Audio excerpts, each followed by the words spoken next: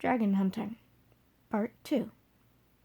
Amine sat in a chair alone in the now empty bar, trying to piece together exactly what had just happened.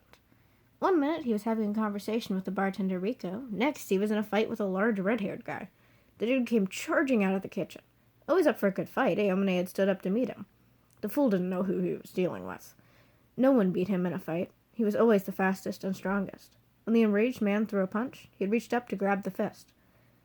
Something had gone wrong then. Instead of stopping the fist, it had kept coming. Then everything went black. Amine rubbed his sore hand absently while he tried to think. There had been voices. Taika, go get... Oh, kill him! Interesting. Doesn't know. My friends. Find them. No one. Leave him. He could make heads or tails of the conversation. The room had been empty when he opened his eyes. He had pulled himself into a chair to get his bearings. Rubbing his face in frustration, he pulled his hand away he pulled his hand away with a hiss. That side of his face hurt... The side of his face hurt like a bitch, and his fingers ached like he'd smashed into something. Then realization hit him. That fucking bastard! That bastard! Amine roared. He'd been punched with his own hand. Next time he saw that red-haired jerk, he was going to kick his ass. He was just getting up to look for the bastard when the front door opened, admitting Rico, Junpei, and green-haired...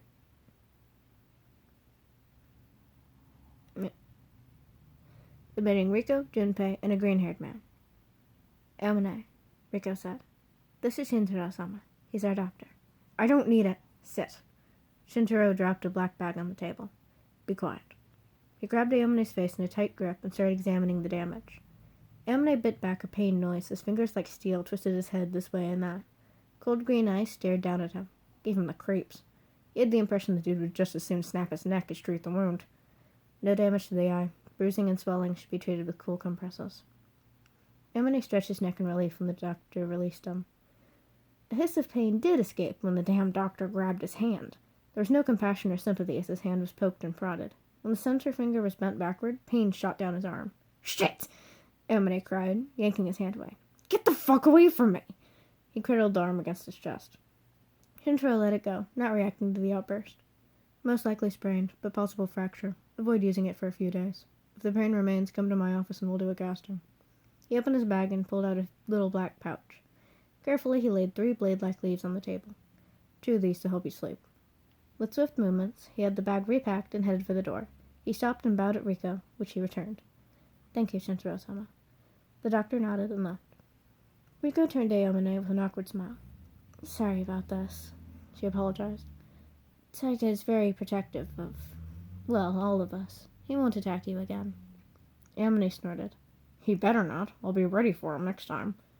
Junpei raised an eyebrow and gave a sidelong glance at Rico, but didn't say anything. Amine glowered. Those assholes didn't think he could take one guy. Sure, he was big, but Amine could have dodged that punch if he wanted to. Next time, things would be different. He fully intended to be swinging first. Rico cleared her throat. Anyway, Nishitani doesn't have any ends, so we've arranged for a family to let you stay with them. Where the hell was he? What kind of place had no inns? Gathering his pack, he followed Rico out the door. Outside, it was full dark, but the streets were illuminated by lanterns. It made the village look warm and inviting. A complete divergence from his experience so far. He could see Shintaro. The doctor had his hand on a man's shoulder,